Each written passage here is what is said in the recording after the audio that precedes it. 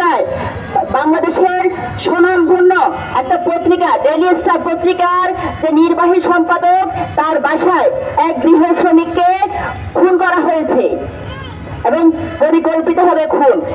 এর আগে তার বাসায় আরো 3 জনকে খুন করা হয়েছে, তার কোনো বিচার হয়নি।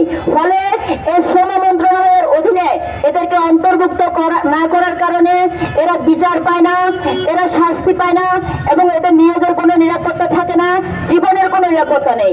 এই গৃহ শ্রমিক এরা কারা?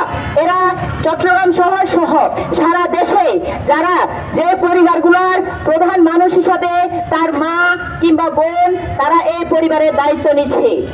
এই একজন মানুষ 3 থেকে 4টা বাসায় কাজ করে, তারপরে গিয়ে সে পরিবারের দায়িত্ব নেয়।